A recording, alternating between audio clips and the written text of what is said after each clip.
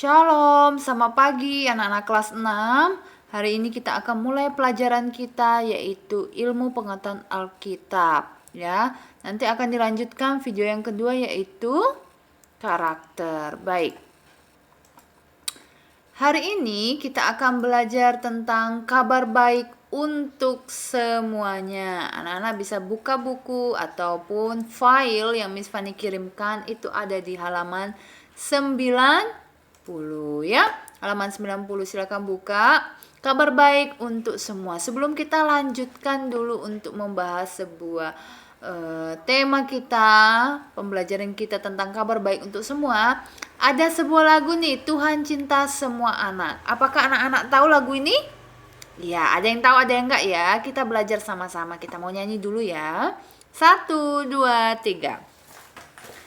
Tuhan cinta semua anak di dunia. Putih, kuning, dan hitam semua dicinta Tuhan. Tuhan cinta semua anak di dunia. Tuhan cinta semua bangsa di dunia. Putih, kuning, dan hitam semua dicinta Tuhan. Tuhan cinta semua bangsa di dunia. Iya, sesuai dengan tema kita hari ini anak-anak tentang kabar baik untuk semuanya. Anak-anak, Tuhan mencintai semua kita. Tidak ada Tuhan memilih-milih dalam bentuk warna kulit, maksudnya warna kulit, bentuk rambut, entah ia lurus ataupun keriting. Tuhan mencintai semua kita tanpa dibeda-bedakan. Nah, hari ini kita akan belajar bagian B yaitu kabar baik untuk semuanya. Anak-anak, kata Injil berasal dari bahasa Yunani, Eugelio, yang artinya kabar baik.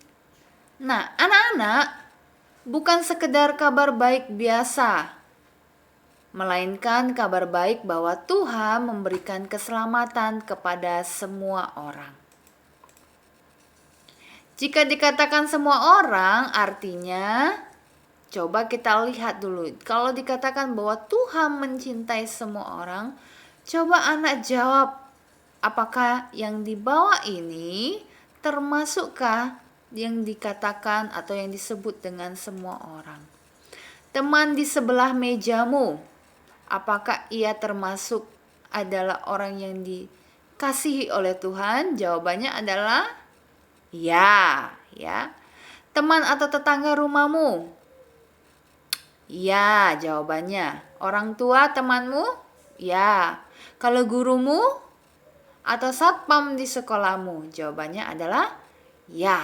Nah, Tuhan mengasihi semua orang. Di awal tadi Miss Fanny katakan bahwa Tuhan tidak membeda-bedakan ya, berdasarkan warna kulit atau bentuknya rambut atau tinggi atau pendeknya badan, tapi Tuhan mencintai semua orang tanpa terkecuali, tanpa membeda-bedakan.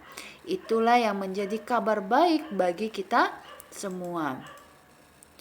Sayangnya anak-anak, tidak selalu kabar baik itu juga terlaksana dengan baik di sekitar kita. Artinya tidak semuanya kabar baik yang kita dapatkan itu kita terima dengan juga hasil yang baik.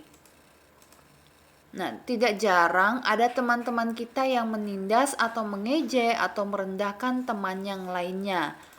Ya, misalnya dengan kata-kata kasar seperti dasar kamu jelek, dasar kamu kulitnya hitam, dasar kamu gemuk badannya, begitu ya.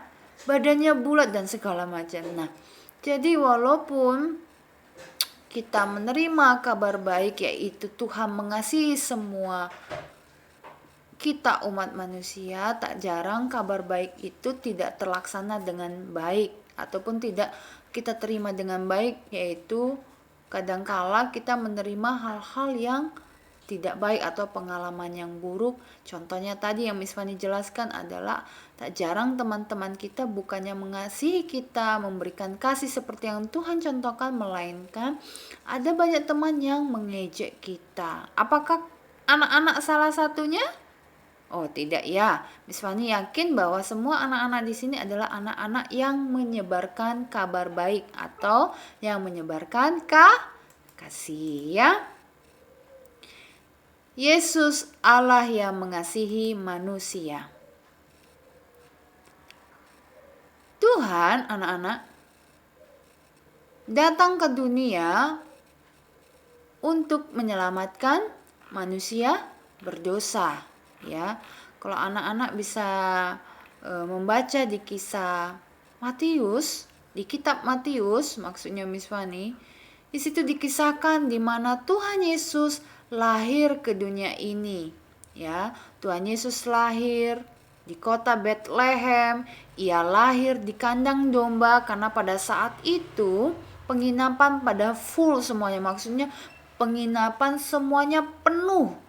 Karena pada saat itu ada yang namanya sensus penduduk atau pendaftaran kembali penduduk pada saat itu. Kaisar menyuruh semua orang untuk mendaftarkan diri kembali ke kota mereka masing-masing. Sehingga itu pada saat Yusuf dan Maria kembali ke Bethlehem, pas juga pada saat itu Tuhan Yesus akan datang ke dunia melalui Ibu Maria, ya. Dan pada saat itu Tuhan Yesus datang dan dilahirkan di kandang domba. Tuhan Allah atau Allah Bapa di sorga mengaruniakan kita, yaitu Tuhan Yesus anaknya yang tunggal, untuk membebaskan kita, untuk menyelamatkan kita dari hukuman dosa. Nah, itu adalah kabar baik bagi kita semua. Di kitab Matius adalah kitab Injil yang menceritakan tentang salah satu kisah Tuhan Yesus yang lahir untuk membebaskan manusia dari hukuman dosa. Dosa berawal dari kisah apa anak-anak? Ya, dari kisah Adam dan Hawa yang dimana mereka tidak taat kepada Tuhan. Mereka jatuh ke dalam dosa karena apa? Ya, karena mereka tidak taat, betul, apalagi tidak setia. Mereka ingin seperti Tuhan sehingga mereka jatuh ke dalam dosa. Itulah dosa, awal mula dosa, sehingga manusia berdosa dan sehingga hubungan manusia dengan Tuhan Allah terputus. Nah, itu adalah kisah tentang di mana manusia jatuh ke dalam dosa. Nah, kita bisa belajar anak-anak, ada kisah Nick ya, di mana Yesus cinta semua orang, termasuk ada sebuah cerita ya, anak-anak bisa baca cerita di halaman 94 sampai 95. Di mana Nick ia memiliki keadaan yang kurang lengkap, kurang sempurna. Dia nggak punya tangan, tidak memiliki kedua tangan, tidak memiliki kedua kaki ya. Nah, keadaan yang ia alami sekarang itu tidaklah akan menghentikan kehidupan atau masa depannya. Nah, ini anak-anak silakan di pause videonya Miss Fanny dulu, silakan anak-anak baca. Itu halaman 94 sampai 95. Kita akan belajar di mana kisah seorang Nick ya. Silakan baca.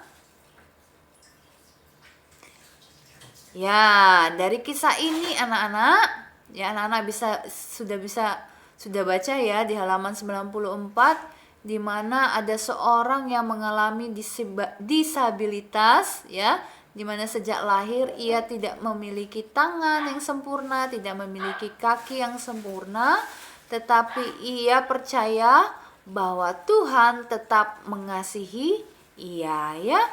Ada banyak orang yang menertawakan Nick ya, tetapi Nick menjadi saksi Tuhan. Ia menyampaikan tentang kebaikan Tuhan dalam kehidupannya. Nah, Miss Fanny juga percaya bahwa anak-anak juga dapat menyampaikan kisah-kisah tentang kasih Tuhan dalam kehidupan anak-anak kepada orang lain. Ya, nah itu adalah termasuk juga kabar kabar baik untuk sesama kita dari kisah kehidupan kita. Nah, bagian D yaitu kita akan belajar tentang kabar baik itu nyata. Tuhan Yesus anak-anak mengasihi kita semua walaupun kita ini pernah mengalami ataupun melakukan kesalahan. Ya, walaupun kita pernah melakukan kesalahan. Tetapi anak-anak, karena kabar baik itu nyata yaitu Tuhan Yesus datang ke dunia untuk menebus dosa manusia. Jadi jika kita datang kepada Tuhan dan berdoa kepada Tuhan, maka Tuhan akan setia dan adil, Ia akan mengampuni kita.